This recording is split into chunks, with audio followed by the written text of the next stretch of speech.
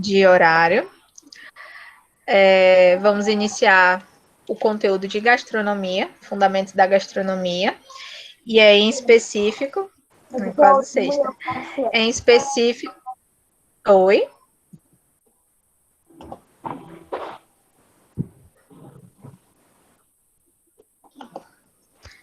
Peraí, eu vou desligar o microfone dela.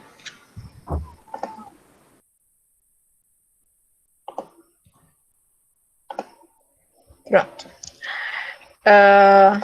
Bom, então, o que a gente vai tratar agora é sobre a gastronomia, e aí acredito que vocês lembram que na semana passada a gente estava falando sobre a globalização da gastronomia, no sentido de como que as outras culturas influenciavam diretamente outras regiões ou outros países, né, o que a gente viu. Então, isso a gente já tem presenciado desde o início do nosso conteúdo, quando muitas coisas que a gente acha que são francesas, na verdade, têm uma influência italiana, e vice-versa. Também temos as outras influências diretas, certo? E isso também vai indicar a maneira pela qual, às vezes, a gente adota alguns hábitos alimentares, e aí, quando eu pergunto, isso é de qual localidade? Fica aquela dúvida, porque já é tão misturado, tão homogêneo, a maneira como as coisas vão acontecendo, que por muitas vezes a gente não consegue mais distinguir especificamente. E aí, então, o que eu trago hoje é a proposta, certo? Para que a gente discuta a nossa gastronomia brasileira. E aí, ao final, eu vou passar uma atividade para vocês, para a gente finalizar essa nota de fundamentos em específico. De fundamentos. Bom, então, como vocês sabem, quando a gente vai falar da gastronomia brasileira, eu tenho que ter em mente que o Brasil, esse Brasil grandão, ele é diferenciado e dividido em várias, certo, etapas ou, enfim, são regiões, na verdade, não sei porque eu falei etapas, enfim, são divididas em várias religiões, em região, e isso vai influenciar diretamente o que a gente consome ou deixa de consumir, ou então aquela boa e velha discussão de você chama de outra forma. E quando a gente pensa nessa nomenclatura, às vezes a gente acha que essas divisões elas vão ser a nível de região, mas eu sempre gosto de ressaltar, por exemplo, quando até hoje, né? Acho que a maioria de vocês sabe, mas eu sou de Cruzeiro do Sul. Então, por exemplo, muito alimento que eu consumo, eu vou consumir aqui em Rio Branco, tem um nome totalmente diferente do que a gente chama em Cruzeiro do Sul. Então, assim, pode ser que lá o pessoal tenha uma nomenclatura específica? Pode ser, mas tem muita coisa que é diferente, sabe? Então, por exemplo, eu já vi muita gente chamando pé de moleque, sabe? O que é pé de moleque para vocês? É aquele doce Militz é de amendoim. clássico. Pra mim é aquele doce feito de. É um doce, não? É tipo um bolo feito de macaxeira que leva Não. cravo. Não, isso aí é bolo de macaxeira. Pé de moleque Não, tem o não é pé bolo de de moleque. macaxeira, ele é Isso, tem o pé de diferente. moleque de outro jeito. O nosso, o acriano. É bem o que a Tati tá falando mesmo. Então, assim, Pois é, ele não sabe é um como bolo que de a gente chama aquilo em macaxeira, Cruzeiro? é diferente. Não, Não. ele é a base dele, né? Acaba sendo. Mas ele leva outras coisinhas, açúcar, os açúcares, enfim. Mas, por exemplo, para Cruzeiro do Sul, a gente chama aquilo de beléu. A gente não chama de pé de moleque. Pé de moleque pra gente é o que tem amendoim, que geralmente é comida em festa junina, certo? Então, por exemplo, aquilo é o beléu pro cruzeirense, certo? Então, quando vocês chegarem lá, não peçam, tem pé de moleque, porque geralmente a pessoa vai tirar aquele saquinho de pé de moleque mesmo. Agora, se você falar beléu, e aí até no mercado é isso, vai ser o que a gente consome, né? Diferente. Aí, uma outra coisa que sempre dá briga também, o açúcar. O que vocês aqui chamam de açúcar mascavo, que é aquele açúcar negro, certo? O açúcar mais. Que é basicamente a cana-de-açúcar desidratada só. Nunca entendi por que vocês chamam de gramichó. Não sei dizer, mas é assim. E, tipo, é a nomenclatura que a gente usa, sabe? E na minha mente, pra mim, açúcar mascavo é um negócio que, sei lá, paulista e carioca fala só. A gente deveria ter esse Eu lado já ia mais pontuar indígena. isso. Porque eu não conheço ninguém que seja realmente acriano que fala açúcar mascavo. Eu só conheço pessoas que falam gramichó. Assim, um acriano Pois é, raiz açúcar mesmo. mascavo Eu Obrigada, falo só Clisma. açúcar é mascavo, tão meu desenho querido. americano, Eu cara. só conheço Gente, açúcar mascavo é muito coisa de cruzeirense. paulista. Só Porque conheço eu sou cruzeirense que paulista. fala gramichó. Muito paulista vocês. Chamo Esse mascavo. grama eu nunca ouvi, ó. Nunca chamei de mascavo aqui. Sempre chamei mascavo. Teve uma vez que É, eu fui ao mercado. eu achava que mercado nem da existia aqui. prefeitura, que tem ali perto do Antigo Gonçalves, com a minha Ó, o tia. outro. Aí a minha tia perguntou se tinha gramichó, e a mulher da feirinha, açúcar mascavo. A minha tia, quê? O que é isso, pelo amor de Deus? E eu fiquei tipo, meu Deus, gente, como assim? É muito diferente. É que nem, por exemplo, aqui alguém querer falar aipim, quando a gente tá falando de mandioca ou macaxeira, certo? Pra mim é a Pra gente é mesma macaxeira, diferença. né? Não é isso. Então, assim, hoje a gente pode falar mandioca também, né? Tem as pessoas que falam mandioca. Mas eu acho o cúmulo quando uma criança fala aipim. É isso. Ai, Thiago, eu tô muito paulista e carioca, é isso. Pois é, refresco pra gente é VIP. Então, é isso. Eu pretendo um dia escrever algum Aipim é da trabalho em Bahia, relação a. professora. Mas os paulistas também falam aipim. Eu acho que Porque eles não sei. falam mandioca, porque quando eu morava em Minas, aí toda vez que eu ia para São Paulo ou para o Rio, eles falam mandioca. É raro eles falarem aipim. Eu tenho um vizinho que é paulista, fazer que nem eu, do mesmo jeito que tem os carioca da gema, ele é o paulista do Tietê, sei lá. E ele só fala aipim também. Não entendi por quê. Enfim, mas tem essas nomenclaturas, certo? Então, assim, o ponto do que eu queria falar antes de a gente começar o nosso assunto é que não existe uma nomenclatura errada.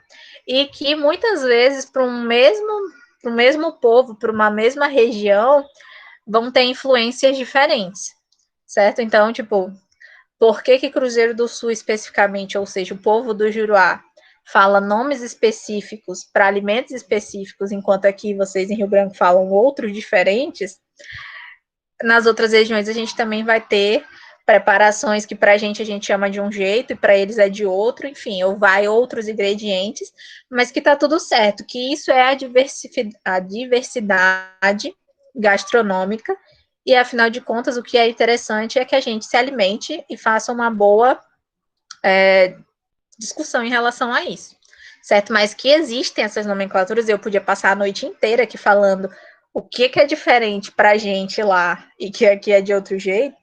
Então, tem muito esse ponto também, tá? Então, por exemplo, hoje enquanto eu estava planejando, estava finalizando a aula, eu vi que tem em Cruzeiro que é um puxa-puxa, que é o melado de cana, eu só esqueci o nome do negócio agora, que é tipo alfinim, que a gente chama de alfinim, e que eu descobri que ele tem na Bahia, com outro nome completamente diferente, mas que é a mesma produção, da cana-de-açúcar até um ponto que você não consegue mais puxar essa cana-de-açúcar.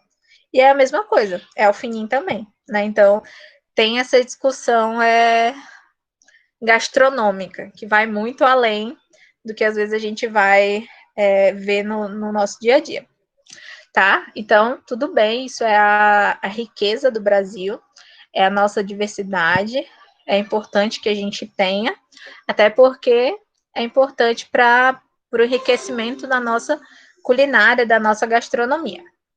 E aí, baseado nisso, como que eu dividi a aula de hoje? A gente vai falar sobre as regiões, para tentar entender por que determinado alimento é daquele jeito, naquela localidade.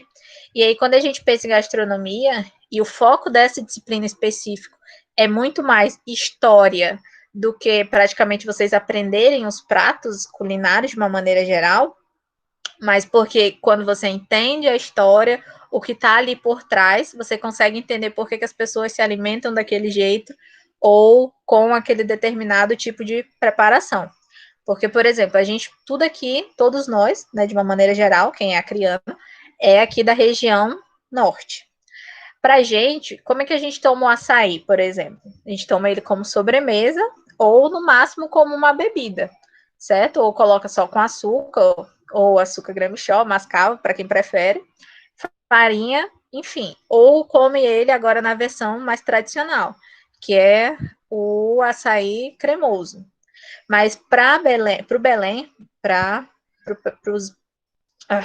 os indivíduos de Belém, por exemplo, ele é um prato para ser consumido no café da manhã, no almoço, enfim, com preparações salgadas. Ele faz parte de um complemento da mesma forma que a gente usa o arroz e o feijão na hora do almoço e do jantar, certo? Então, dentro da mesma região aqui, a gente se alimenta de maneira diferenciada.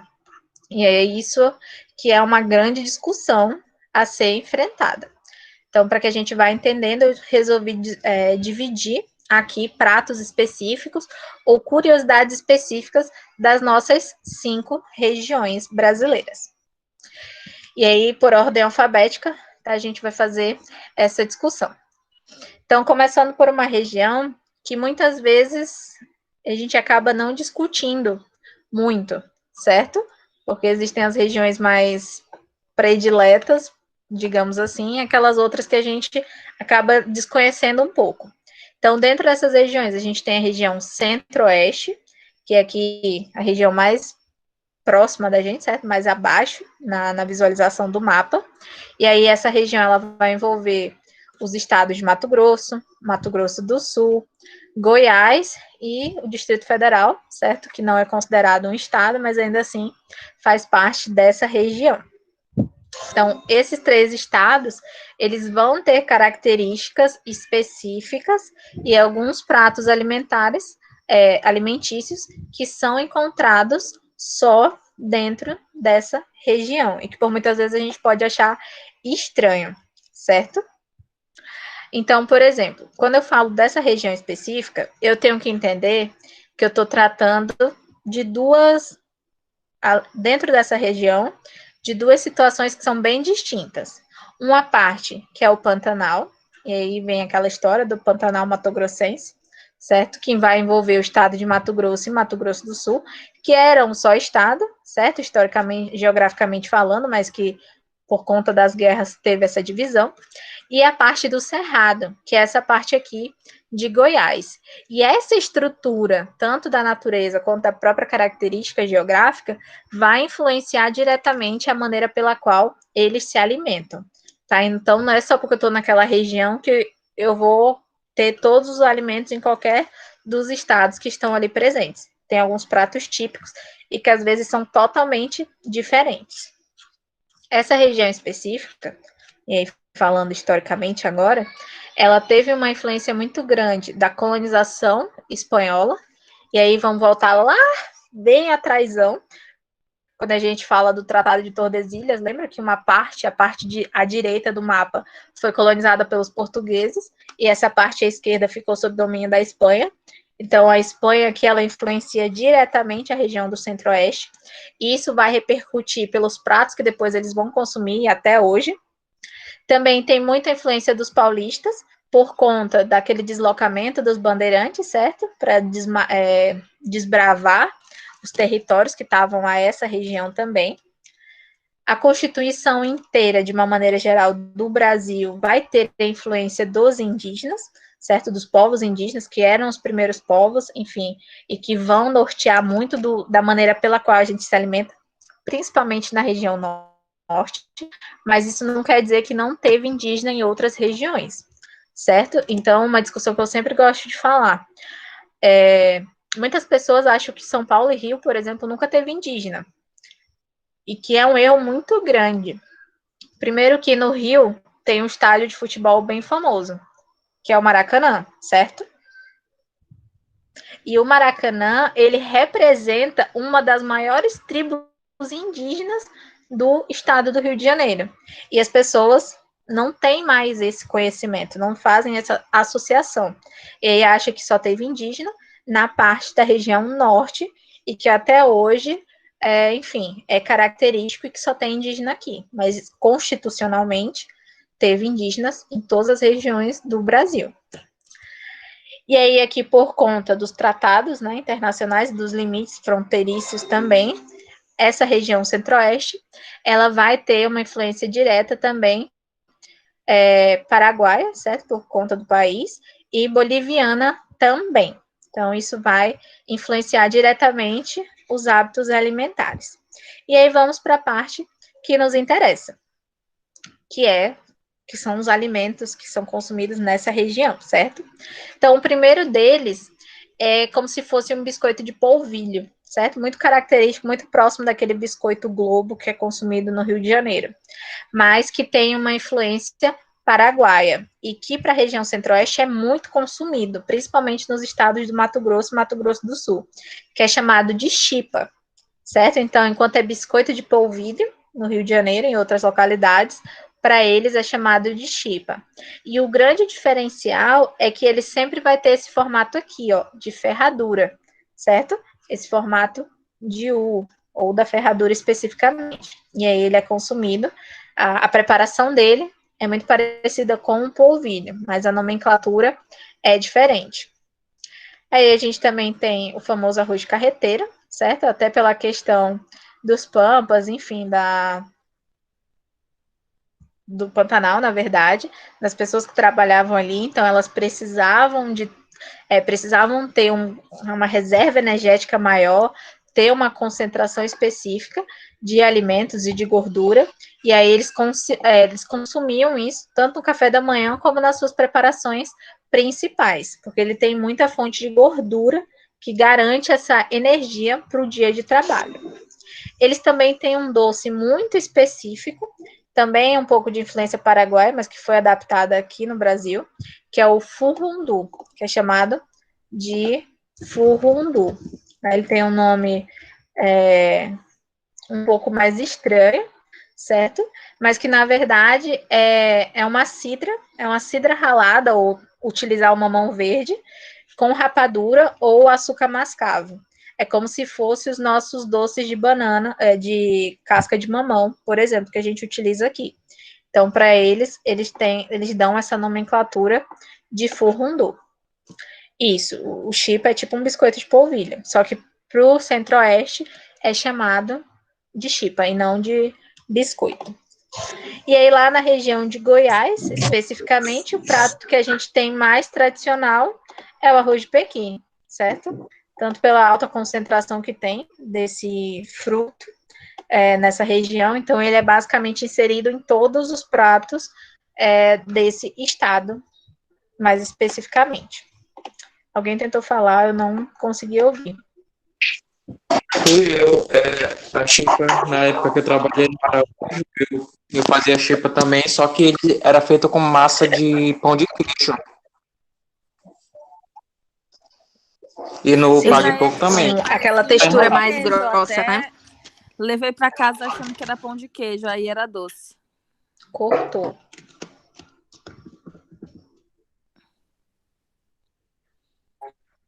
Oi? Oi, pode falar, calma. Eu não... Quem foi que falou que trabalhou no Araújo? Eu? É que eu tava falando que eu já levei para casa jurando que era pão de queijo, ou que pelo menos era salgado, porque é a cara do pão de queijo, né? Nem todos vinham nessa forma aí de ferradura. Aí fui comer e era doce. Alguns deles colocavam goiabada. Aqui eles fazem mais como a massa de pão de queijo. Pois é, mas era sem goiabada, só era doce. Eu achei horrível.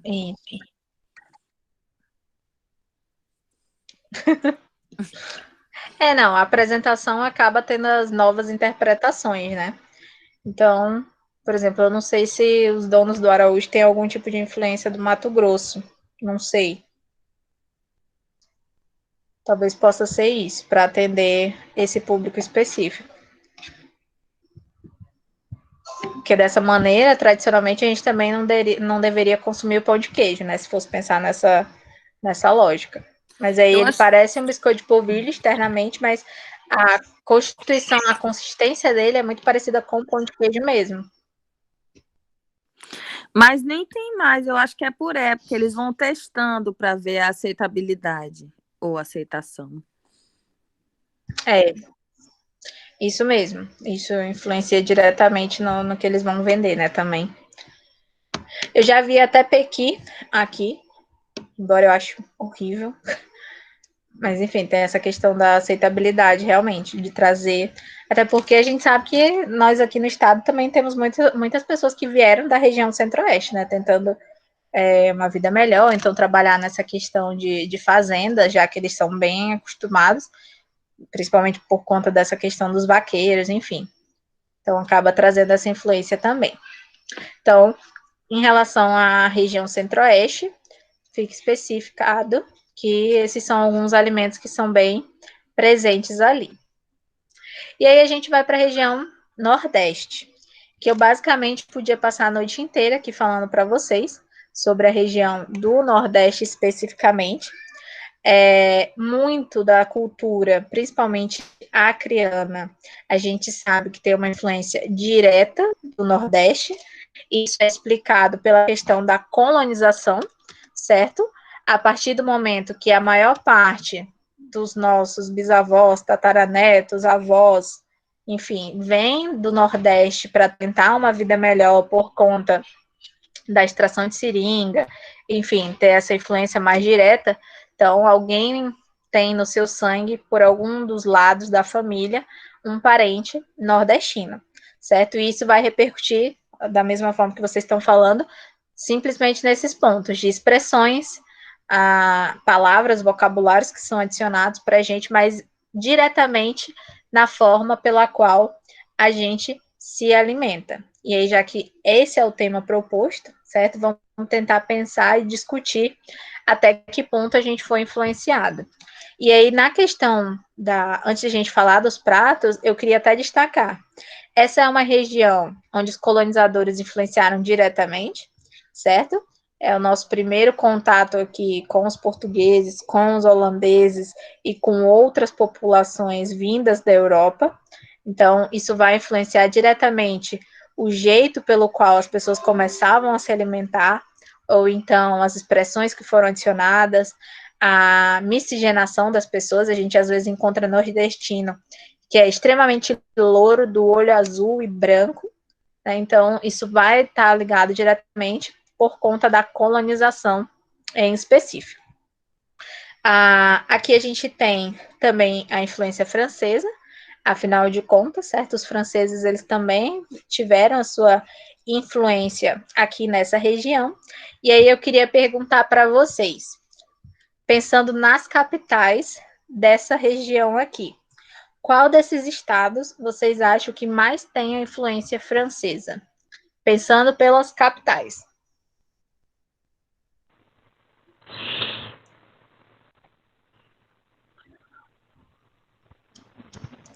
E aí, essa aula de história, hein? De geografia? Natal? Deixa eu dizer, Natal eu ouvi falar de holandeses, eu não sei se... Holandeses é Pernambuco. Foi, fundi. Também. Paraíba. Também, por capital. Lá, Não. Maceió? Não. Poxa vida. Tá mais à esquerda, tá? Vou facilitar.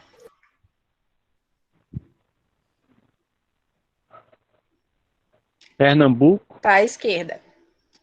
Sergipe. Exatamente. Danilo acertou. São Luís, que é no Maranhão. Meu Deus. Vocês estão viajando muito para a região litoral do Nordeste, viu? Sim, é a melhor parte. Estão esquecendo as outras partes.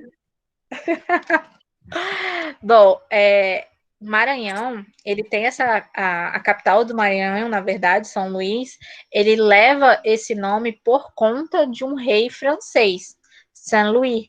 Então, ele tem uma influência direta, tanto é que aqui em cima, na região do Maranhão, fica um país chamado Guiana francesa. Então, a gente tem esse resquício tanto por fronteira, por também colonização dessa região. Então, a capital do Maranhão é por conta da realeza francesa, certo? Então, ela se torna uma homenagem.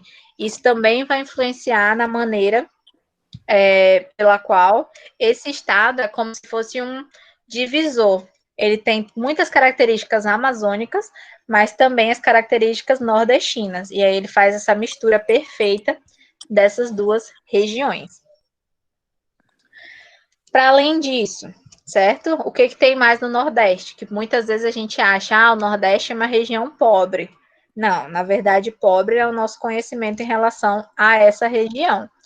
É dentro desse espaço aqui onde são produzidos as salinas, ou sal, que a gente consome diariamente, certo? Então, basicamente, todo o sal que é produzido e consumido no Brasil vem da região Nordeste.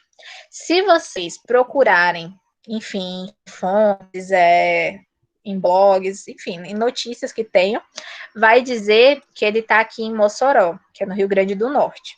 As salinas do Brasil, do Nordeste, são em Mossoró, mas não são, tá? Eu já fui lá, e as salinas que estão presentes aqui, elas estão num município chamado Barros, que é muito próximo a Mossoró, mas Mossoró especificamente não produz sal, certo? Então, mas ainda assim, existe sim essa produção, essas grandes salinas dentro dessa região também. Quer falar alguma coisa, Tati? Só desligar meu microfone mesmo.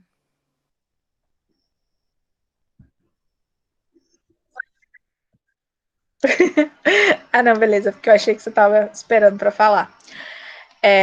Bom, então a gente já viu, né, o quanto essa região ela é muito rica.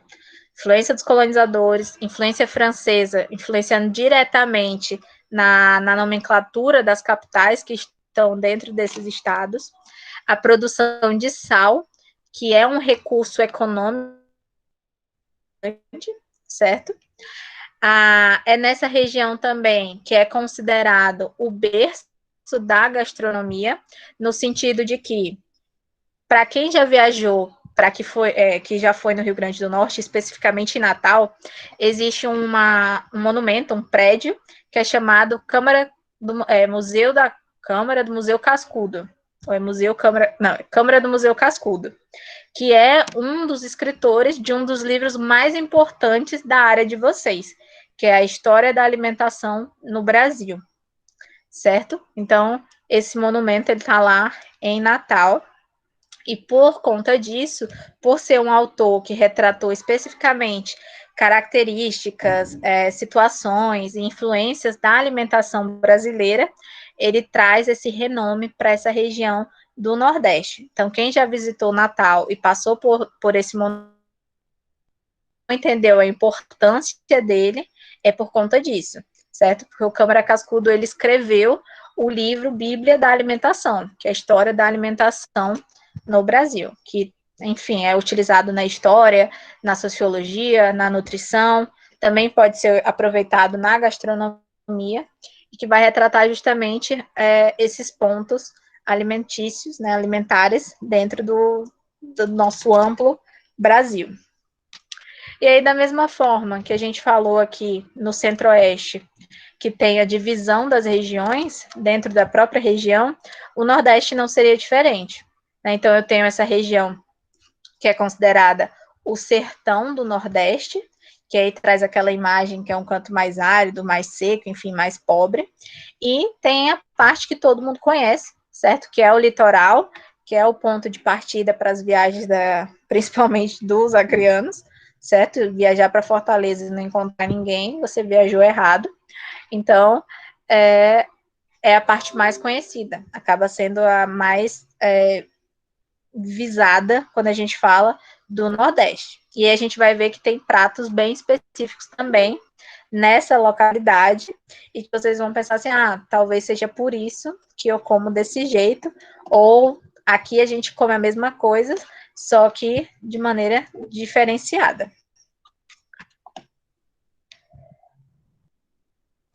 Eita, sério?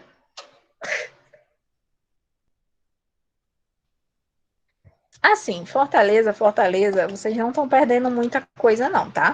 Natal eu recomendo bastante.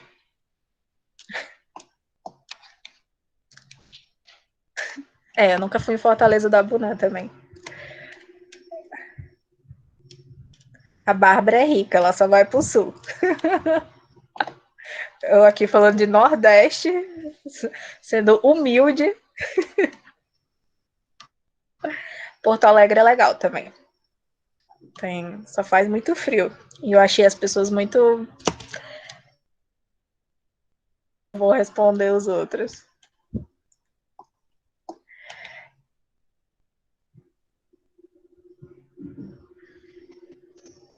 Bom, né, então, além da gente pensar aqui quais são os locais depois que vocês vão depois de se formar, vamos falar um pouco agora da gastronomia dessa região, especificamente.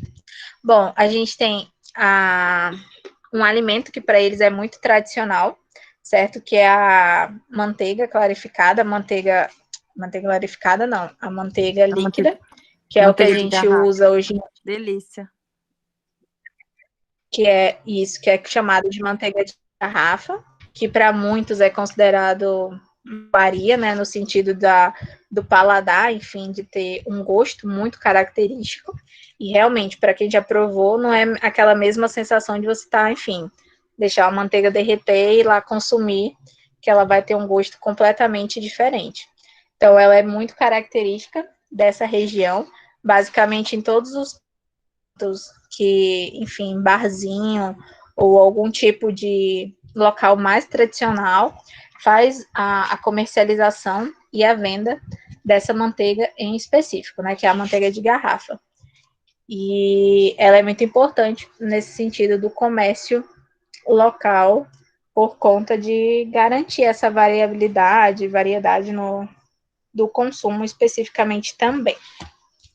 Além disso, eles também têm o queijo coalho, certo? Que é muito tradicional também, acaba sendo encontrado basicamente em todos os estabelecimentos.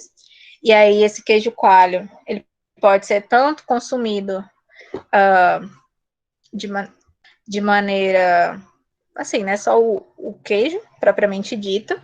E aí também pode adicionar, deixar ele agridoce. Geralmente as pessoas põem com cana-de-açúcar também, que é uma das coisas que a gente vê até mesmo aqui no Acre sendo consumido. Tem estabelecimentos que vendem o queijo coalho e a cana-de-açúcar ali, o melaço da cana-de-açúcar, para você fazer esse agridoce. Essa manteiga de garrafa, para quem nunca consumiu, é assim, você faz o preparo, né? Existe a preparação da manteiga, onde você faz ali o fervimento, você ferve o leite especificamente. E você vai aumentando a temperatura desse leite, ele vai tendo uma separação ali, aquela questão do soro. E aquela parte mais clara é o que vai sendo liberado e forma essa manteiga. É por isso que ela solidifica. É da mesma forma quem usa banha de porco, que tem aquela banha que ela fica sólida e aquela que fica transparente, assim, ela fica límpida especificamente. Então, ela é mais pura, considerada mais pura por conta disso, porque ela é como se fosse a decantação da manteiga tradicional. E ela não é enjoativa, né, que é o ponto mais importante que eles pesam.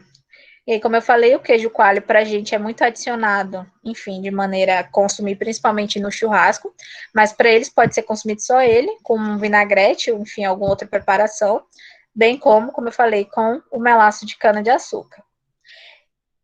É muito tradicional também nessa região o consumo do cuscuz, certo? Do nosso bom e velho cuscuz, mas tradicionalmente ele numa maneira mais simples, no máximo ali com algum tipo de gordura aqui junto.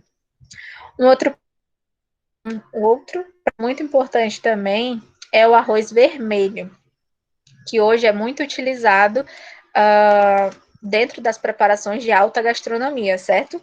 Existe o arroz negro, que algumas pessoas consomem principalmente ali na região do Sudeste, mas no Nordeste existe esse arroz vermelho, que tem estudos que, nutricionalmente falando, ele é muito mais interessante de ser consumido quando comparado aos outros tipos de arroz.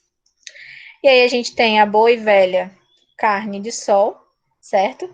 E aí, nessa carne de sol especificamente, eu até queria fazer o contraponto, porque a gente ainda é acostumado a pensar que carne de sol é uma carne ressecada, naquele sentido, uma carne bem passada, enfim, que não tem uma suculência.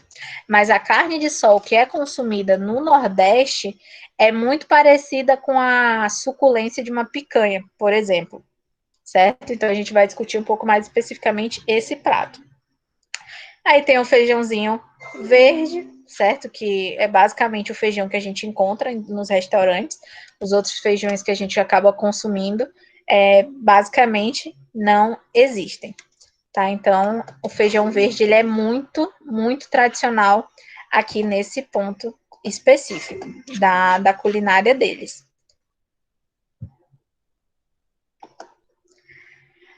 E aí eu queria até fazer uma provocação aqui com vocês agora. Esse primeiro aqui é uma carne de sol, certo? E essa aqui é a nossa famosa jabá, que muitas pessoas fazem. Né? Isso, o charque, ou que algumas pessoas chamam de jabá, né? Enfim.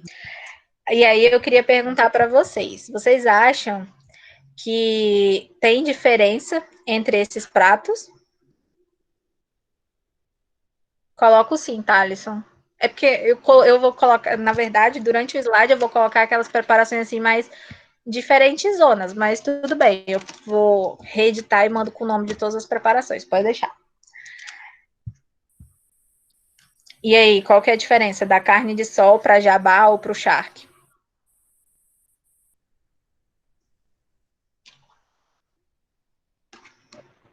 Creio que só uma coisa, ó. Mas de preparos diferentes. Uma hora dessa o Reginaldo não tá aqui, né, para falar, cadê ele? Pois é. Bom, então agora vai a curiosidade do dia. Sueli, eu vejo que a jabá, ela é uma carne de segunda, né? Chamada de segunda. É uma carne mais gordurosa, uma carne mais rejeitada, que ela é feita a jabá. Já a carne de sol, a gente pode usar das melhores peças. Chá de fora, chá de dentro, a própria alcatra, a picanha. E a gente pode fazer de várias partes nobres da carne de boi. Já a jabá não. É uma carne de segunda. Eu posso acrescentar aqui também, pelo menos assim, lá no Nordeste, né? Lá se faz também assim, pelo menos era o que a gente via. O jabá daqui, normalmente, ele é salgado, né? Assim, claro que tem o de salgado, o que não tem tanto sal. Mas a carne de sol lá, pelo menos, morava na Paraíba, ela não é salgada, né? A carne de sol não é assim, você não tem que tirar o sal para fazer, né? Então, acho que tem essa diferença também, né? Do sal, no caso, né? Para mantê-la. E lá também tem várias técnicas de fazer a carne de sol, né? Mas, não sei, seria um ponto também. Tudo que vocês falaram aqui tem muito a ver com a diferença entre elas, mas, assim, o que é importante a gente entender de diferença, porque muitas vezes a gente pensa que carne de sol é uma carne salgada, obrigatoriamente. E aí, Camilo, o que você fala é bem importante para a gente entender desse ponto específico, certo? O que você falou ajuda muito. Mas, de maneira geral, o que acontece? A carne de sol, por que ela aqui, até na foto, você já tem essa suculência mais específica? Quando você vai preparar a carne de sol que é consumida no Nordeste, o que eles fazem? Eles pegam essas mantas de carne, né? O que até o Moisés falou, dos cortes mais nobres, enfim, que você pode fazer com vários outros tipos, deixa maturando no sol, só a carne, especificamente, você leva para o sol.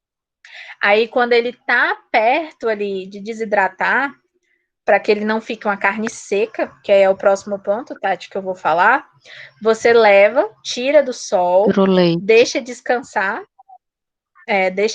um tempo ali por volta de 5, 6 horas, passa uma camada grossa de sal para garantir que não vai começar a apodrecer essa carne, certo? Porque não vamos esquecer que a carne tem muito líquido. Então, mesmo que ela vá para o sol, ela ainda vai ter o processo dos micro-organismos ir ali tentando estragar essa carne.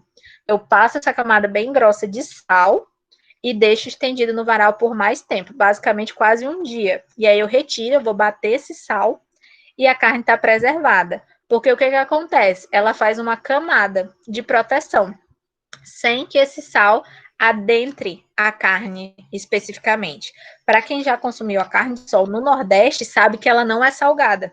Não nesse ponto, assim, praticamente, enfim, consumível, de tão salgado que ela é. Ela tem uma textura boa, ela tem uma suculência, mas ela não é salgada do jeito que a gente come carne de sol aqui no Acre, por exemplo. E eles usam muito também, antes do preparo, o leite, né? Lá eles utilizam muito. Isso, para assim, tentar também limpar qualquer impureza ou até dar um toque a mais. E dar uma maciada também, assim, deixa ela um pouco mais também, né? Que é o que as pessoas fazem quando vão preparar fígado também, né? Às vezes eles põem ali no leite. A carne de sol que eu faço, ela é diferente do que você falou aí, que se faz no Nordeste, né? A minha, ela não vai para o sol. Na realidade, eu passo um sal muito leve e deixo ela desidratar. Ou eu penduro, né? Deixo ela pendurada na sombra ou numa tábua em declive, né? Para que ela possa escorrer o líquido dela, e quando ela para de desidratar, pronto, eu já recolho ou eu boto na geladeira ou no freezer e deixo assim uma média de 3, 4 horas mais ou menos. Pronto, aí daí eu já posso preparar ou guardar qualquer coisa. Ela fica igual a carne de sol normal que faz por aí. A partir de 24 horas, porque mais Moisés, se não me engano, já é carne de sol? Pois mas aí porque esse é mais o ponto, pelo processo, né? É porque era mais tradicionalmente feito assim, como a Suelen disse, né? Um exemplo, aqui em casa a gente faz também sem levar ao sol, né? Mas, assim, o mais tradicional é assim, e é o considerado mais pelo processo, né? Que é considerado como carne de sol, o processo que é utilizado, né? Exatamente, porque, por exemplo, Moisés, o que você faz, para eles, é a carne seca, entendeu? Porque você desidratou. Então, de alguma maneira, para eles entendem que isso perde a suculência da carne. E aí, eu já até respondendo o que a Tati perguntou, qual é a diferença da carne seca para carne de sol. Então, porque a carne seca, ela é simplesmente você desidratar. Você tirou todo o líquido dela, ela já é uma carne seca, porque ela não vai ter aquela mesma suculência. A carne de sol, assim, é uma coisa que não dá para explicar. Quando eu consumi, eu pensei assim, eles trouxeram a carne errada, porque a suculência era muito igual à de uma picanha. E eu vinha daquela imagem de que carne de sol era uma carne seca, salgada. E não é, porque as preparações, elas são diferentes, e aí a gente acaba misturando o tipo de preparação. Mas quando eu levo para o sol e deixo desidratar completamente, ou o máximo até não ficar, enfim, soltando mais nenhum líquido daquela carne, eu desidratei a carne. Então, ela é uma carne seca, independente de eu adicionar ou não o sal. A carne de sol não, é por conta da exposição, mas ela não desidrata completamente. Por quê? Porque quando ele está chegando próximo a perder o líquido, eles fazem essa camada de sal, e aí é o sal grosso, que é para não penetrar tanto na carne, para que depois que você bater essa carne, ela voltar à suculência, mas ela faz essa camada de proteção. A carne seca, ela tem um prazo de validade bem maior, porque era o que as pessoas faziam para conservar a comida quando não tinha geladeira ou elas não podiam consumir tudo de uma hora só, né, que é o que os nossos bisavós, enfim, faziam quando estavam nos seringais e tinham essa limitação em relação a onde armazenar. A carne de sol não, ela vai ficar suculenta. Tanto é que percebam que nessa imagem você consegue visualizar a suculência que está presente dentro dessa carne. Então, não é que o procedimento é feito da maneira errada, é que pela questão da estrutura, para eles, isso não é carne não é carne de sol, seria carne seca, que é uma carne que eles fazem mais para o sertão, para tentar preservar. Pode falar. Mas, Ellen, assim, até onde eu sei também, é dessa maneira que o Moisés falou, carne do sol, ela não vai para o sol, ela tem que ficar na sombra, recebendo vento. Aquelas carnes que a gente vê no varal, ali é para fazer carne seca. Sim, mas é por conta tipo, tem adaptação, né? Do jeito que ele faz, também é para fazer carne de sol, é tranquilo. Mas da preparação é essa. O máximo que pode acontecer é essa mudança, que hoje em dia é evitada, até por conta para não maturar demais, certo? Às vezes eles só põem, por exemplo, uma alternativa é eles deixarem descansando, abate o animal, deixa descansando ali por um tempo, passa no sal, e aí depois deixa estendido, mas ainda assim esse líquido, o sumo dele, ele vai tentar diminuir um pouco mais, mas não a ponto de interferir diretamente na suculência da carne, entende? Porque o que eu entendi da preparação que o Moisés faz, ela tá ressecando muito mais a carne, entende? O processo vai acabar ressecando muito mais, porque ele fala até o ponto onde eu tô percebendo que não está mais saindo nenhum tipo de líquido. Entende?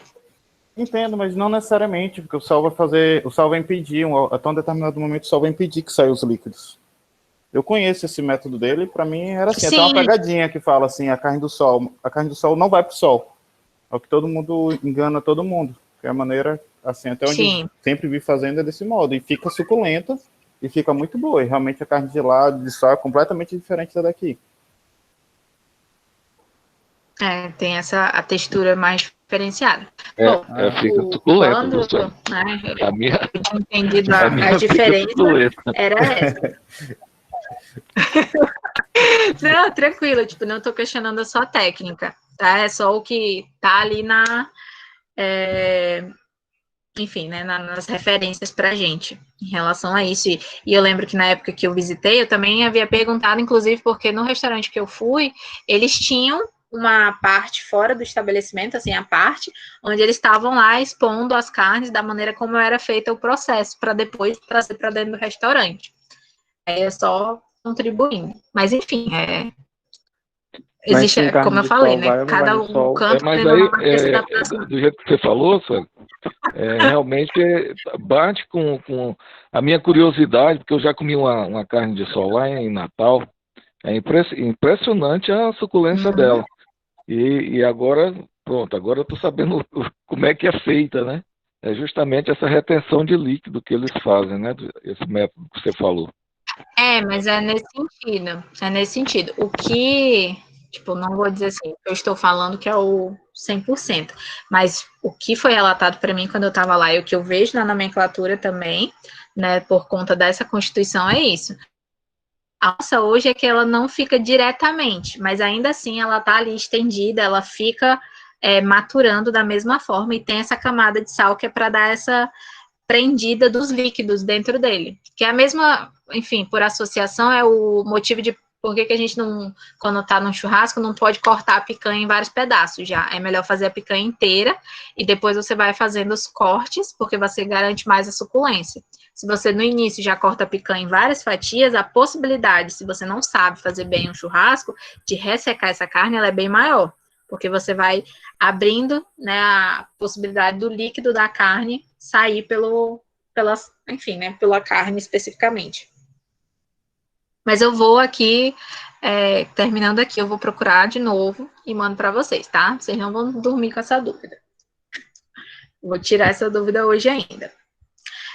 Bom, então essa é a carne de sol, certo? Especificamente, o que eu tenho para falar é que, não, o que a gente come aqui não é a carne de sol que é consumida lá, por conta dessa suculência, ou até mesmo, talvez, o que dá errado aqui no estado, que às vezes as pessoas podem usar carnes de qualidades mais inferiores, isso aí também vai influenciar na textura, né, dessa carne que a gente acaba consumindo.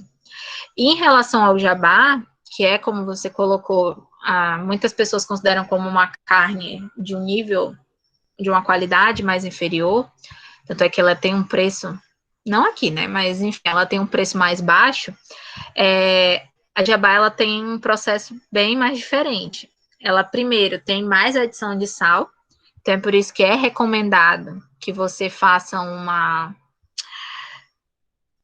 dessalga, né, dessa jabá, que é o que eu popularmente chamo de colocar ali, fazer uma... eu esqueci a nomenclatura agora. Quando você coloca, tipo, escaldar, né? Então, para tentar retirar mais essa quantidade de sal, porque ela é extremamente preservada dentro do sal. E aí, o que acontece? Por ele ter mais sal, para que ele não fique uma carne, enfim, que não dê para consumir, elas recebem umas batidas, né? Tanto para esse sal tentar entranhar um pouco mais na carne, e elas vão sendo empilhadas. Então, percebam até na imagem que eu coloquei para vocês, que eles já estão um formato meio de rocambole. Então, elas são empilhadas num local mais seco, né? Para, enfim, tentar receber essa maturação, ela não vai ficar tão exposta ao sol. Ela não fica ali até perder o nutriente, ela vai sendo... você tem esse contato, vai mudando ela de lugar várias vezes, para tentar facilitar a evaporação do líquido dessa carne. E no final de todo esse processo, depois de você ter mudado várias vezes ela de local, ela vai para o sol para desidratar completamente. E por conta da gordura que está presente nela, ela não fica uma carne extremamente seca, certo? Ela ainda tem um pouco de suculência, não a mesma quando comparada à carne de sol, mas o fato dela ter essa gordura entranhada nela garante um pouco mais de sabor para ela também. Então, a diferença seria essa, que a carne, a jabá, ou, enfim, né, o outro nome que a Tati falou, que eu esqueci agora, carne seca. Enfim, não, você tinha falado da jabá, você falou outro nomezinho. Foi charque. Isso, pro charque, exatamente. A diferença é que ele tem mais processos, e você tem essa mudança constante da peça até que ela específica. Então, ela fica comprensada, comprimida dessa maneira, porque você vai mexendo, achatando, enfim, maturando e colocando ela de maneira empilhada para facilitar a evaporação de qualquer líquido que tem ali naquela carne. Certo? Então, a diferença especificamente seria nesse ponto, entre as duas. E aí, mais para a região do sertão, porque até então a gente estava falando aqui de algumas características mais específicas, né, de uma maneira mais generalizada dentro do Nordeste, eu tenho aqueles alimentos que são bem mais característicos do sertão. Então, por exemplo, eu tenho o nosso famoso jerimum, certo?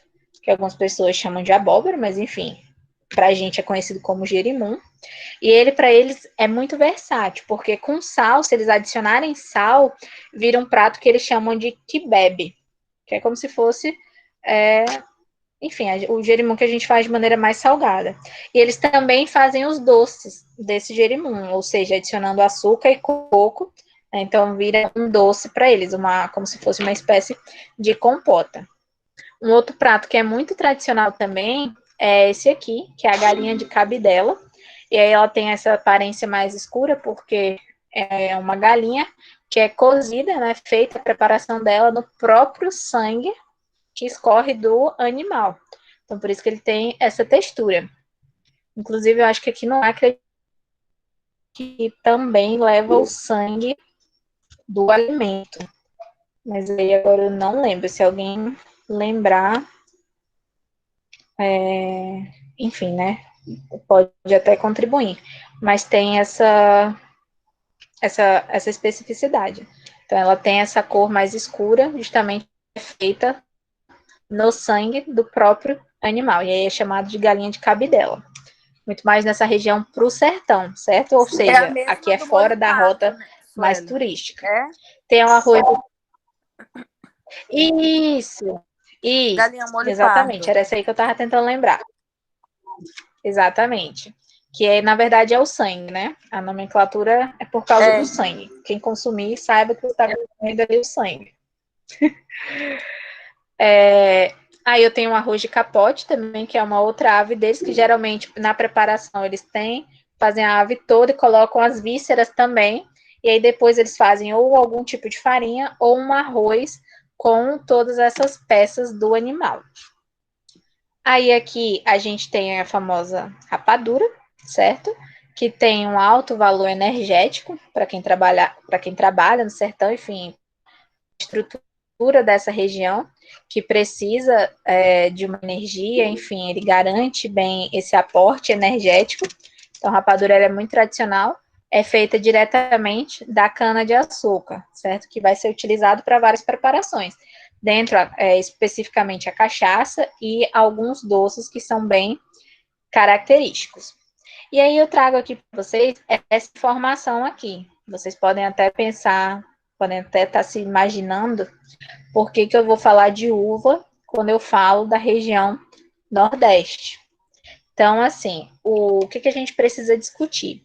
Muitas vezes as pessoas pensam, né, ainda é muito tradicional o pensamento de que a produção de vinho só acontece na região do sul, até por conta da temperatura, de ser uma região mais propícia, certo? Por assim dizer, para o cultivo específico desse tipo para.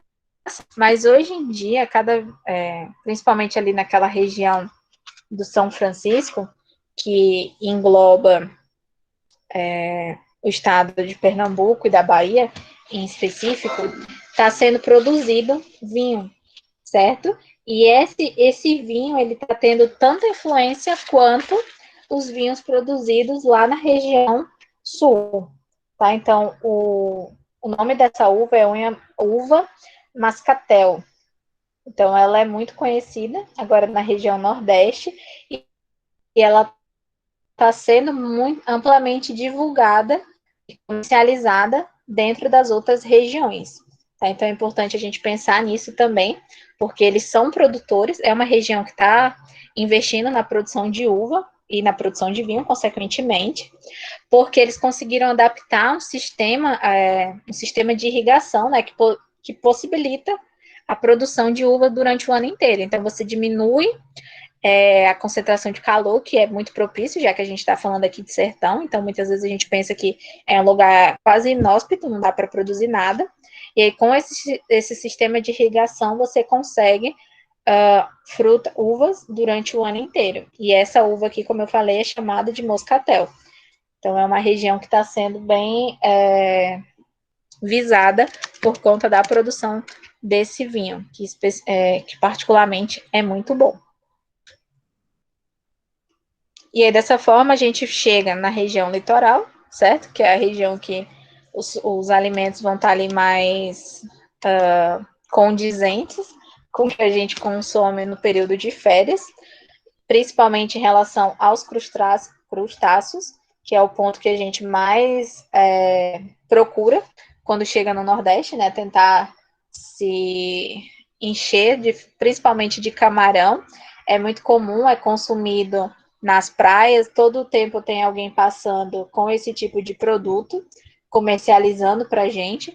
Então, ele é bem característico até por conta da região ali do mar, que proporciona consumir camarões, os caranguejos, casquinha de siri, que é muito tradicional também. Tem o arroz aqui de leite, certo? Que é o que acho que a Tati até havia mencionado anteriormente, que também é muito tradicional da região do litoral. Para quem nunca consumiu arroz de leite, é pensar assim, pensa no arroz doce, só que ele não tem aquele gosto doce, ele é salgado. É a mesma coisa. Eu, particularmente, quando comi, fiquei pensando, ok, isso aqui é arroz doce sem açúcar. Então, tem essa... Mas é muito característico, e eles adoram, e é basicamente o arroz que eles fazem o consumo específico. Aqui tem os caldos, certo? Caldo dos mariscos, né, que também é muito tradicional, que é consumido também de maneira como se fosse o nosso caldinho de feijão, enfim. E aí ele tem bem característico. Você pode ter consumido dos animais ou então fazer os caldos específicos. O arroz de leite, né, como eu havia mencionado, que é bem tradicional, e ele tem esse gosto, ele é salgado, na verdade. As casquinhas, principalmente casquinha de siri, também é um prato bem comum. O arroz com os frutos do mar. Então, os frutos do mar, de maneira geral, os peixes dessa região, os crustáceos, eles são absorvidos dentro da alimentação nessas mais diversas preparações. E aí, já indo ali mais para a região da Bahia, a gente tem o famoso acarajé, certo? Que tem essa característica. Tem o feijão, que é o constituinte dessa casca dele, o recheio, que é com vatapá, muita pimenta e camarão também. E aí, aqui a gente tem o vatapá, né, que já não é tão, enfim, desconhecido para a gente, até porque é um prato bem característico também. E a muqueca que é chamada de muqueca baiana, e que é basicamente a muqueca que nós, acrianos, consumimos, certo? Por quê? Quando a gente for falar da outra região, a gente vai até fazer essa discussão aqui, a região sudeste. Mas a grande diferença dessa muqueca, que é a muqueca baiana, para a muqueca que é chamada de muqueca capixaba, é que essa muqueca que a gente faz na Semana Santa, enfim, nas outras preparações, ela leva 2 ingredientes que a capixaba não leva, que é o azeite de dendê e o leite de coco. Então, é por isso que as muquecas que a gente faz aqui tem uma consistência mais grossa, mais encorpada.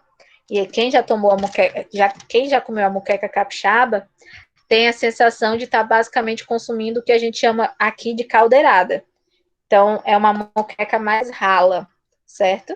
Então, ele tem aquela consistência um pouco mais, enfim, não tão atrativa. Eu também concordo que a nossa acaba sendo melhor porque a gente vai colocando tudo. Oi? Suelen, só... Pode falar. Logo quando eu cheguei aqui, aí eu fui tinha aquele Elcio, né? Que servia muqueca. E aí tinha muqueca baiana e muqueca acriana. Muito bom a muqueca dali. Pois é, eu fui pedir a muqueca baiana, só que a muqueca baiana não vinha com dendê e nem com leite de coco. Vinha na muqueca acriana. Vixe! Mas eu acho que eles já corrigiram isso, porque, tipo, fazer que nem outra agora. Eu sou cliente de lá, eu só peço a baiana com camarão e vem bem servida. Ela chega a ter a cor diferente. Porque a nossa também é assim, né? A muqueca chega em amarela. Aquilo não é muqueca baiana, de jeito nenhum. Mas, tipo, tu já foi recente? Vai recente. Já outra fui. indicando Não, já fui, já cansei de... Que eu já passei tanta raiva que eu parei de ir. Pede a acriana logo. Eu peço a acriana, quando eu pedi a Pois acriana. é. A baiana não é muqueca baiana. Pede a acriana que tá mais baiana que a baiana. Isso, exato, Tati. É isso mesmo. Quando eu vou Já passar... Deixa eu tirar uma que eu dúvida vi contigo. da acriana. O vatapá de vocês Oi? é com pão ou com trigo? É com pão. O vatapá daqui é completamente diferente do de lá. Não, é porque no Pará é com trigo. Mas aqui fazem com pão. Eu vi falar que fazem com pão. trigo, né? Não, aqui é com pão. Ah, é com pão? A gente faz com pão, só que com, Não, é com camarão pão. seco. Aqui com é com pão. pão, mas é com sardinha. E porque a gente é pobre e não tem camarão. Lá é camarão seco, né? Aí, isso, o lá do Pará, eles Pão fazem dormido, como a Julie falou, tem que ser pão camarão. dormido. Camarão seco. Exato. É Eu o acho pão o que gosto muito sobra. diferente. São 3 e É, são que é 3 pra dar bem aquele diferentes, gosto. mas os 3 são gostosos. Não acho não, Tati. Vatapá é vida. Não, assim... E aqui tem um hábito qual que é o diferente vatapá também. clássico? É o que foi falado aí, né? Que é com camarão Mas seco. com trigo porque não, né? ele dá essa textura. O pessoal come Não, aqui com trigo muito nunca, vatapá pelo com amor churrasco. de Deus. Não façam com trigo. Não. Aqui é com tudo, Pois é. Thiago. Aqui Tô voltando vatapá à é com muqueca. tudo. Voltando ao assunto da muqueca, hoje aqui em Rio Branco, quem tem a melhor muqueca é o Quintal do Geleia. Eu acho que lá no Nunca fui Oeste. lá, mas já falaram O bem. estabelecimento Falaram bem. abençoado. Também acho. Ainda Muito existe bom, o muito rodízio bom. de lá? Não tem mais. Poxa, eu gostava de gastar Mas meu o dinheiro almoço ali, ó. no fim de semana, lá, eu também, mas é uma facada, mas vale a pena. Eu sou a que vou lá catar É camarão. bom demais. Que é cada camarão que ele tem, meu amigo, Ai, sem que contar que faz é gosto lindo, pagar né, lá? o Eu acho muito quilo bonito dele. naquele cantinho. Eu gostava do Rogério também. Eu Eu concordo. São as duas moquecas que eu mais gosto. A do Elcio, porque eu gosto do pirão. Eu acho que o pirão que tem no Elcio é o melhor, assim, o mais tradicional mesmo. Assim, bem encorpado, bem grosso. E a moqueca do geleia, enfim, a moqueca do geleia e o filé à parmegiana é uma perfeição. Mas tem que preparar o doce. Tem um filé que ele faz aos 4 muito queijos também, que é uma delícia. Um filé de peixe aos 4 queijos, se eu não me engano. A minha intolerância gritava, mas também, eu não tava muito nem bom. aí, eu botava no prato. Não, mas é muito bom. Ele se preocupa muito assim em pegar ingredientes bons e fazer uma boa preparação assim de tudo. E ele leva basicamente a todos os tipos de prato. Eu já vi sarapatel, lá eu já comi o arroz com pequi também. Então ele é bem diversificado assim. São os melhores locais. Inclusive, aí, quem fizer moqueca, tá? Pode chamar a professora para almoçar no domingo, que eu levo a minha presença e companhia. É um dos meus pratos favoritos. Adoro moqueca. Moqueca é vida e é saudável. Não vamos focar no azeite de dendê, mas ela é saudável. Poxa, droga. É pena que não pode, né? É mesmo. Então, assim, é só para a gente destacar que o grande diferencial aqui, tá? Entre as preparações, o mais crítico é que do Nordeste vai o dendê e o leite de coco, que na outra a gente vai ter algumas substituições. E aí a gente chega, então, na região Norte, certo? Nossa região, a mais famosa, a que eu considero que é mais rica em detalhes, principalmente, e influências também, justamente porque eu vou estar tendo muitas outras influências de outros povos, né? Então, isso também vai influenciar. E como foi falado, o Nordeste e o Norte, eles estão bem próximos nesse sentido de cultura gastronômica. Então, a nossa região vai trazer muito a influência dos povos indígenas, até o modo que a gente come, isso vai ser influenciado. Então, muitas vezes no Nordeste a gente come muito peixe, mas poucos deles são o que popularmente aqui as pessoas falam de amuquinhados, dentro de folhas de bananeira, ou até mesmo no chão, né? Então, a gente tem muito essa particularidade, porque traz essa questão da raiz indígena especificamente, né? Então, acho muito bom essa influência. De tudo de alimento que a gente tem para falar da região norte, é muito importante a gente destacar esses 3 alimentos específicos que tem. As frutas, nós temos uma diversidade gigantesca quando comparado à fruta, são mais de 180 tipos de frutas consumidas e que estão aí à disposição, fora aquelas frutas, né, que algumas pessoas comem e outras não. Então, que são menos conhecidas, mas que ainda assim também são consumidas. A mandioca, né, a nossa famosa maniva, que basicamente é utilizada e dá para aproveitar integralmente o alimento, desde a raiz até as suas folhas. Então, ela é um tubérculo, então eu consigo utilizar ela totalmente. E até falando de maneira cruzeirense, ainda mais para Cruzeiro do Sul, ela tem toda uma característica e dá para fazer vários tipos de preparação. Mas nada justo, né, do que com uma boa farinha, eu tenho o acompanhamento dos peixes. Então, aqui a gente também tem uma diversidade em relação aos peixes. Os nossos peixes são os peixes que a gente chama de peixes de rio, né? Então, ele tem um gosto mais diferenciado. Por exemplo, particularmente, quando eu consumi os peixes frescos do Nordeste, aí nada contra, mas eu achei um gosto diferente do que quando eu penso nos nossos peixes. Então, talvez seja por conta dos temperos que naturalmente ele tem aqui no Rio. Mas, enfim, eu acho o peixe, né, do Rio com gosto mais... não, é claro, não tem nem como comparar, né? Mas, assim, eu achei... Tipo, eu comi atum fresco e eu não gostei. Tipo, eu falei, poxa, podia ser uma mandinha aqui, ó. Então, assim, tipo, quando eu fui pro Nordeste, eu comi crustáceo, só. Camarão, camarão, camarão, até passar mal. Mas tem o gosto, realmente, tipo, não tem como comparar, mas quando as pessoas consomem dos dois lados, elas conseguem perceber que é um gosto muito distinto.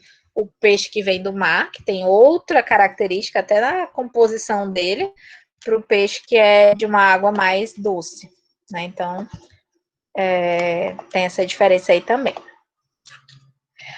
E aí, falando da região norte, e puxando um pouco para o lado da gastronomia especificamente, a gente trabalha com dois grandes gastrólogos, né, que influenciaram e que estão propagando cada vez mais a culinária amazônica, que é o Paulo Martins, que tem um estabelecimento em Belém, que é Meu Quintal, Minha Casa, uma coisa assim, e o Alex Atala, que sempre procura nos restaurantes deixar claro, principalmente em relação ao tucupi, enfim, alguns alimentos específicos da nossa região, que dá para fazer uma preparação bem suculenta.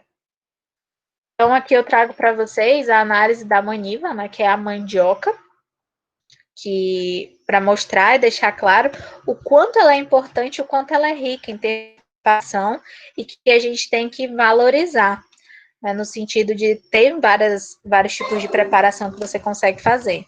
Então, do tubérculo, que é a parte da mandioca especificamente, eu posso fazer as gomas, que a gente utiliza, enfim, para fazer tapioca, mas principalmente. Dá para extrair o tucupi também, que é o que a gente utiliza para fazer tacacá, rabada, pato, enfim. Aqui eu também tenho a maniçoba, certo? Que é feito aqui dessa parte da folha, que é um prato bem tradicional indígena, mas que muitas pessoas também incorporam. Com ele você faz tipo uma farofa. Aqui eu acredito, enfim, dá para vocês visualizarem. Ela é adicionada principalmente na farinha, para dar um complemento e uma crocância a mais para essa farinha. E aí a gente tem o nosso cargo-chefe, né, quando fala de mandioca, que é a produção de farinha. E dessas farinhas a gente já consegue fazer de todos os gostos hoje em dia. A farinha tradicional, a com coco, a com maracujá, enfim, já adicionaram todas. E o próprio tubérculo pode ser consumido na sua maneira tradicional, certo? A nossa famosa macaxeira, que acompanha os churrascos, enfim, e que é consumida tradicionalmente, que você pode fazer escondidinho, ao invés de colocar batata, fazer com ela também. E aí ela é o nosso maior cargo-chefe e está diretamente ligada a essa influência indígena. Tanto é que existem muitos contos contos amazônicos que influenciam e que dão origem aos alimentos que a gente consome, justamente por conta dessa influência indígena. Falando de peixes, né? Eu sei que existe uma gama enorme quando a gente fala de peixe, mas existem aqueles que são os preferidinhos, por assim dizer, da população amazônica. O primeiro deles é o filhote, que é um peixe que é muito procurado, principalmente na Semana Santa, por conta do gosto, da textura. Enfim, ele é um peixe considerado nobre, especificamente. E aí eu queria até deixar ressaltado aqui que o filhote, ele leva esse nome justamente porque a captura dele é feita no momento que ele ainda é muito novo. Então, até ele ter ali por volta de 20, 30 quilos.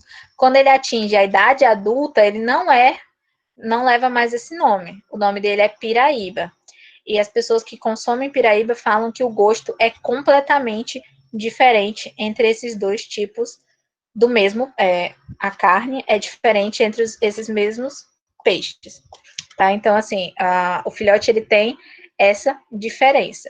Captura, ele é considerado filhote até 20, 30 quilos. Quando ele atinge a idade adulta, ele é chamado de piraíba, tá certo? Calma, tambaqui tá chegando. Temos o tucunaré, com essa característica, né, desse olho aqui no rabo, que é bem consumido também. Temos o pirarucu, que é considerado, quando a gente fala de Amazônia, o maior peixe, né? Então, para quem já viu a criação, enfim, sabe que ele é considerado por muitos até como o tubarão da Amazônia, por conta do seu tamanho. A carne é muito apreciada também por conta da estrutura, do gosto, que é muito específico. O mandim, que é bem característico, bem procurado. Tanto é que existem municípios que têm festival dedicado exclusivamente a esse peixe. E o famoso, né, mais consumido, por assim dizer, o tambaqui, que você pode fazer de várias formas específicas. Sim, aqui em Sena tem o festival de mandim. Do mesmo jeito que em Cruzeiro tem o da farinha, Feijó tem o açaí, então justamente para ressaltar esse tipo de preparação. Então, quando eu falo de peixe, a gente tem vários, né? Então, eu podia destacar aqui outros, mas especificamente os que são mais consumidos seriam esses 5. E finalizando com as frutas, como eu falei, existe uma diversidade enorme, mas o que a gente consome mais? O açaí, o cupuaçu, e o cupuaçu ele tem uma influência tão grande que hoje em dia até a embalagem dele é utilizada, por exemplo, para você fazer preparações, decoração, quando faz bombons de cupuaçu, enfim, você pode colocar aqui dentro dessa própria carapaça onde está o fruto. O guaraná, certo? Que tanto via bebida como também energéticos. O tucumã, que é muito conhecido também, e que é bastante consumido, não só aqui na nossa região, mas principalmente na região do Pará também, junto com o açaí. O beribá, certo? Que leva outros nomes, fruta do conde, enfim, em outras regiões, mas que para nós é conhecido como beribá, que é um fruto bem adocicado. E eu esqueci o nome desse, me ajudem. Ai. Gente, o último, como que é o nome que eu esqueci? Pupunha. Deu branco. Pupunha. Isso. Pupunha. Valeu, cara, deu um branco agora. Isso, pupunha. Então, são frutos que a gente consegue absorver e adicionar em várias preparações, né? O açaí, hoje em dia, tem até bebida alcoólica feito dele. A maior parte desses dá para fazer sorvete, dá para fazer suco, dá para fazer bebida alcoólica, dá para consumir in natura. E é claro, tem muitos outros. Tem ingá, tem graviola, tem carambola, abil, né, que é aquele fruto que deixa o lábio colando, como se tivesse uma liga nele. Então, são os coquinhos, que muita gente chama de coquinho de uricuri, que arranca aquela casca, né? Enfim, nossa, são muitos. Abil é vida. Muito bom, abil. Eu gosto de abil. E aí tem os outros, né, que estão na época agora. Jambo, por exemplo. Então, isso tudo é influenciado. Isso, exatamente, essa influência. Eu não gosto de coquinho de uricuri, porque eu acho ele estranho. O jeito que ele é plantado e o jeito que ele é consumido. Eu sempre acho que ele tá meio estragado, mas tem gente que gosta. Para mim, as melhores frutas são cupuaçu, ingá, manga e jambo. São muito raiz, assim, muito nós, acrianos, principalmente. Bom, então são essas frutas, né? Claro, como eu falei, tem mais de 180 espécies de frutos que a gente acaba consumindo, por mais que sejam mais ou menos conhecidos, mas esses especificamente são os que a gente tem que valorizar mais. Tanto é que, por exemplo, quando fala historicamente do cupuaçu, sabe-se, né, que teve aquela briga lá atrás, porque os brasileiros não registraram o cupuaçu como sendo um fruto nosso, da Amazônia, e aí a galera lá da Malásia veio, levou o fruto e institucionalizou como se o cupuaçu fosse deles. Então, tem essa treta aí alimentar. Por isso que é importante a gente valorizar e conhecer quais são os frutos da nossa região. Bom, então avançando, para finalizar, a gente chega na região sudeste, que é a região que a gente mais conhece, né? Até porque a grande mídia, ela foca muito nessa região, principalmente em destacar as riquezas que tem nessa localidade, as disputas que foram feitas por essas regiões, por conta das riquezas que existiam e que hoje praticamente não existem mais. É aqui também onde tem a grande influência dos bandeirantes, principalmente na região de São Paulo, onde tiveram momentos históricos, que é o ciclo de captura de ouro, né? Que a gente sabe que na realidade a maior parte do acervo de ouro está aqui na região amazônica, tanto é que existem vários garimpos ilegais tentando fazer extração de ouro, mas nessa região também já teve uma alta concentração de ouro, principalmente aqui na região das Minas Gerais. E também a exploração e a valorização do café, que ainda hoje é atribuído para essa região. Mas eu não vou me destacar muito nessa parte do café, porque a gente sabe que, por exemplo, o nosso vizinho, quer dizer, o vizinho deles, né, que é a Colômbia, tem um destaque muito maior para o café quando comparado ao Brasil, por mais que o Brasil tenha tido altas tretas por conta política do café, né, os barões de café, enfim. Mas ainda assim, essa produção massiva, ela está mais voltada ali para a região da Colômbia, que realmente é um grande produtor dessa região. E aí eu trago aqui as preparações, né? Que vão ser preparações que algumas pessoas vão achar um pouco mais diferentes. Tem o feijão tropeiro, que é um prato muito característico de São Paulo e de Minas Gerais, e aí ele mistura tudo aqui, é quase como se fosse uma feijoada. Tem esse feijão com uma aparência um pouco duvidosa, né? É um feijão quase sem tempero, praticamente. Arroz, o ovo, a couve e principalmente a linguiça com bacon. Então, é um prato muito característico dessa região também. E eles vendem muito Tem o cuscuz barato. paulista, que você Isso, é tipo o PF, né? Basicamente o PF deles. Depois de toda a festa que eu saía lá de Minas, eu ia para comer tropeiro e, nossa senhora, gente, melhor jeito de acabar com a ressaca. Calorias ele tem bastante. Então aí tem o cuscuz paulista, ele tem quase como se fosse uma estrutura de bolo, leva camarão, temperos, ovo, então ele tem uma estrutura que você consegue recortar, sei lá, a estrutura dele é como se fosse mais grosso, mais denso. Tem os picadinhos, né, que nada mais é do que uma carne cortada em cubinhos, com muitos legumes e vegetais. A feijoada, que é característica historicamente nossa, né, pela Constituição, a Constituição brasileira. Então, ele é um prato a ser venerado por conta dessa influência. Então, ele é um prato muito associado à região do Rio de Janeiro, por exemplo, né, que tem uma na história por conta da escravidão. O pão de queijo, que é o alimento favorito dos mineiros, certo? Então, a preparação deles também é bem importante. E aí, aqui tem a moqueca capixaba, que eu falei para vocês.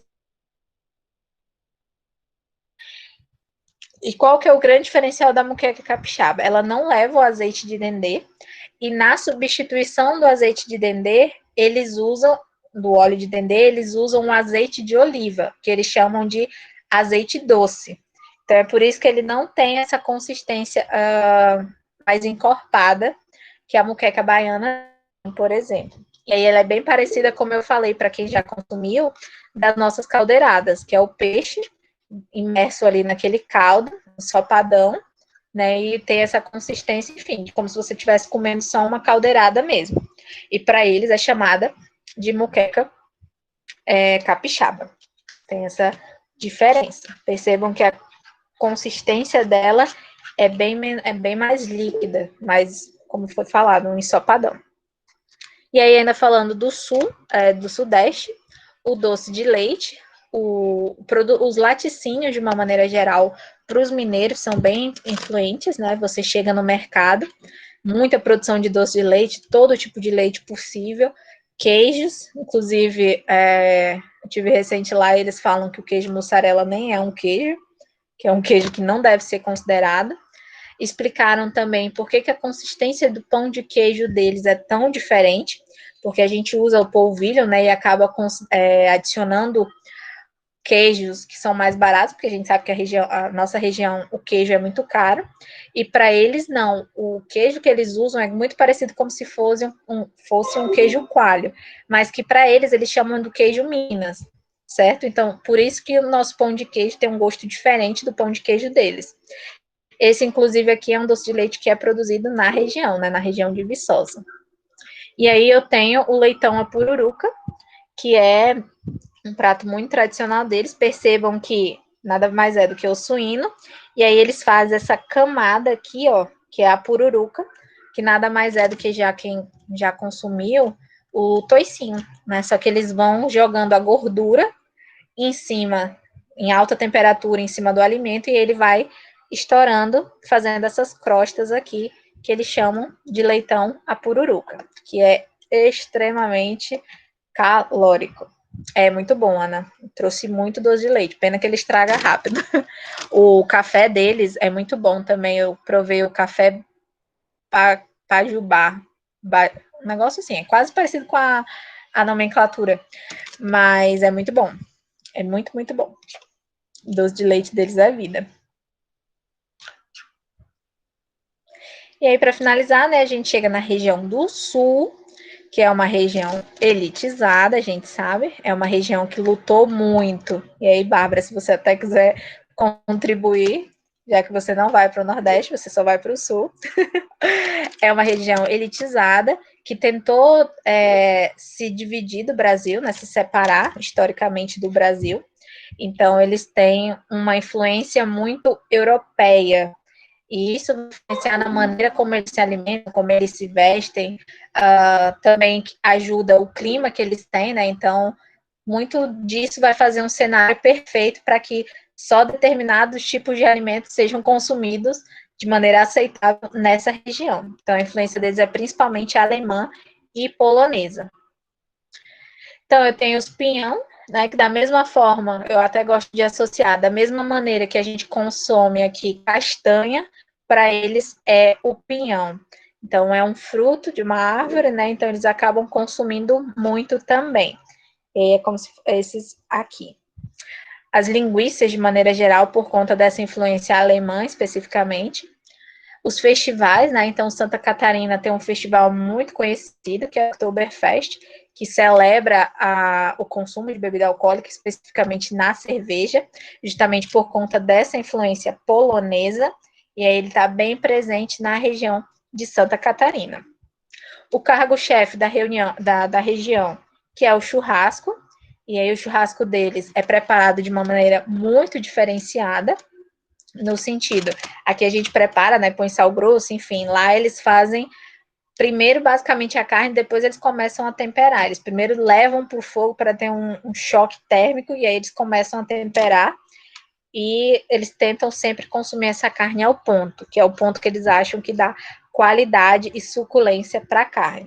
Sempre acompanhado de um chimarrão, que para os acrianos a gente transformou, né, no tereré por conta das altas temperaturas. Aqui é consumido gelado, lá é uma erva mate, né, que é consumida quente por conta das baixas temperaturas. Aqui eles usam todo dia, tomam em qualquer horário do dia, enfim. Sim, tem essa influência, mas a gente tem uma adaptação também por conta do sul, porque querendo ou não, a nossa região aqui também tem muitos imigrantes do sul, que vieram trabalhar depois do ciclo ali da borracha, e aí também trouxeram essa influência. Mas, né, tipo, como a gente está vendo aqui, tudo meio que influencia uma região à outra. E que eles acham que tereré não é bebida, né? Não tem que ser consumido, porque você não deveria consumir uma erva gelada. O que eu acho meio contraponto, porque, por exemplo, o Rio de Janeiro ele tem um alto consumo de chamate. Tanto é que tem acho que é Rei Leão, Rei Mate, Rei do Mate, que é bem conhecida no Rio de Janeiro, né? Então, eu acho que o consumo de ervas, na verdade, ele pode ser adaptado para qualquer região, respeitando, é claro, não dá para tomar um chimarrão aqui no nosso calor de 30 graus, né? Então, no sul é muito frequente, eu via sempre as pessoas com a garrafinha térmica debaixo do braço, tomando como se fosse água. Em qualquer canto, eles estão ali conversando e tomando o seu chimarrão. Oi, pode falar. Professora, o meu pai toma chimarrão todo santo dia. Todo dia ele toma um chimarrãozinho dele. Aí uma vez um amigo dele trouxe de presente Em pra qualquer ele. horário, né? É tipo o Qualquer nosso horário. cafezinho.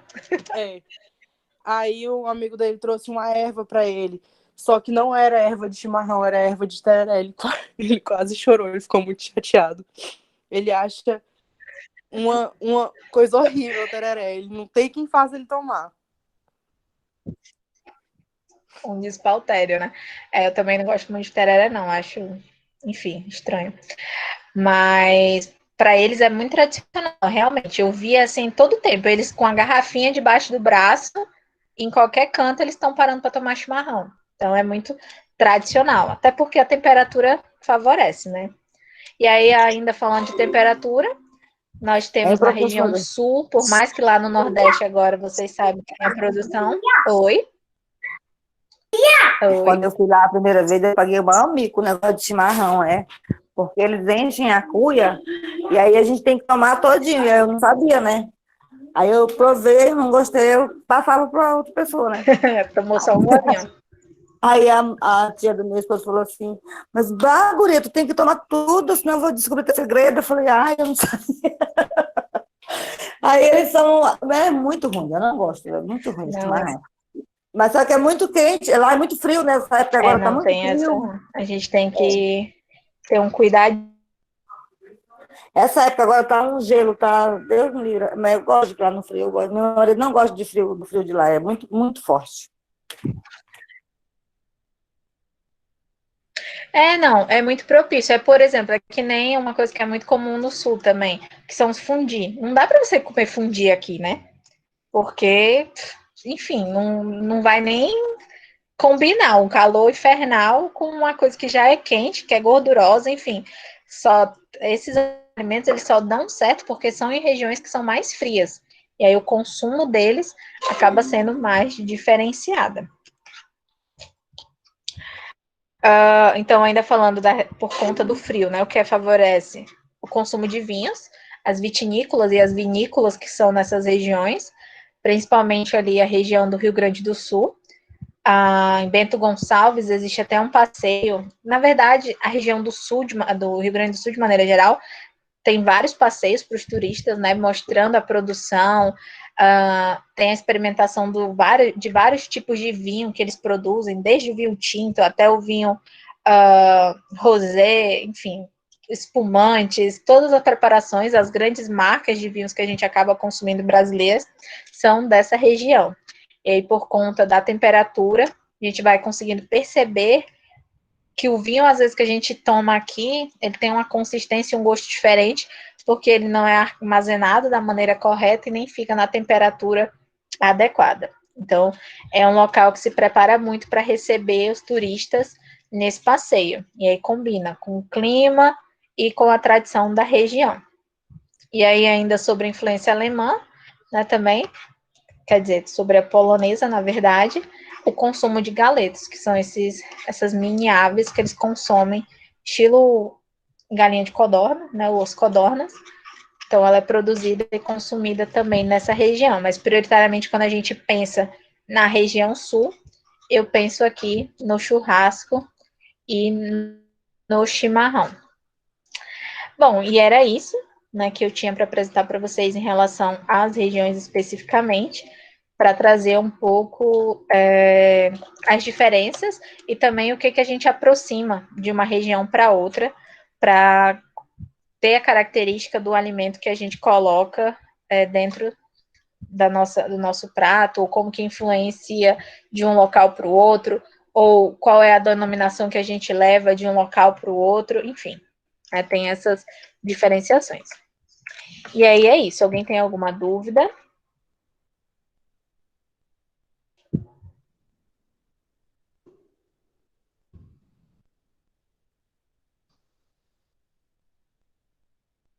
Não, sem dúvidas.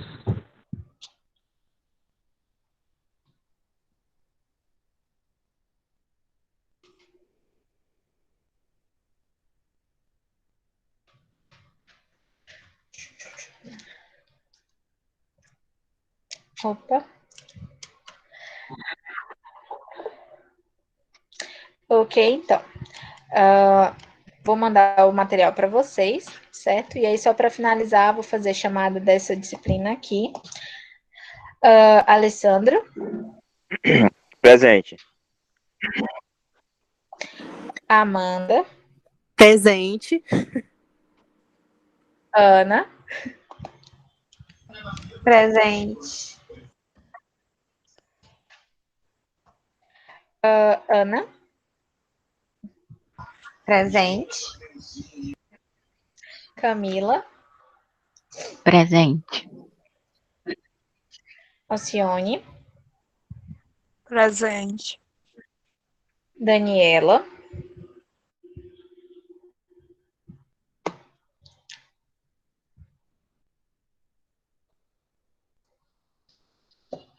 Danilo.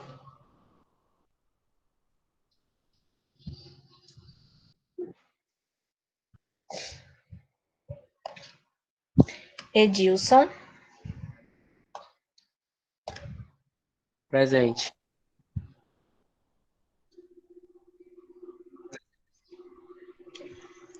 Israeli. Presente. Clisma. Presente.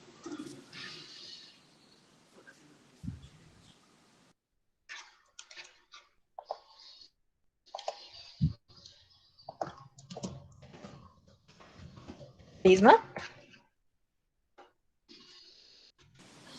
A senhora não me ouviu, não? Respondi? Não, foi mal. Presente. Marcelo. Presente. Maria.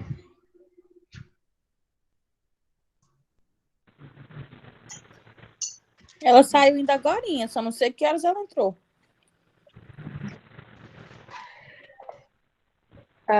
Tá, não, beleza. Vou registrar aqui. Matheus.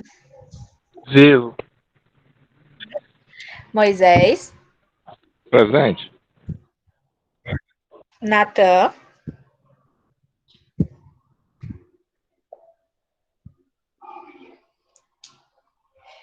Newton. Presente, professora. Também. Bárbara. Presente. Rua.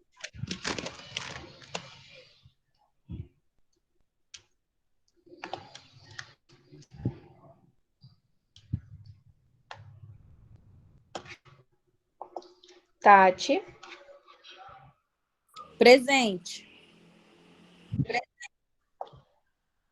Thalisson. Presente.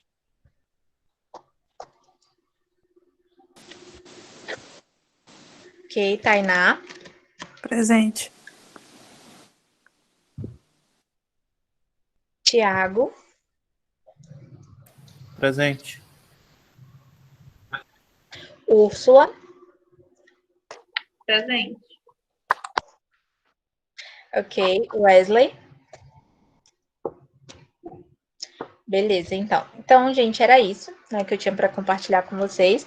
Relembrando, façam os exercícios, entreguem para mim o que falta, tá? Entrem lá no checklist do Classroom e preencham as atividades faltantes e comecem já a se preparar para as nossas atividades avaliativas, tá certo? Qualquer dúvida, estou por aqui. E pela atenção, muito obrigada. Até amanhã, na nossa aula de cardápios. Tchau, tchau. Boa noite. Boa noite. Boa noite.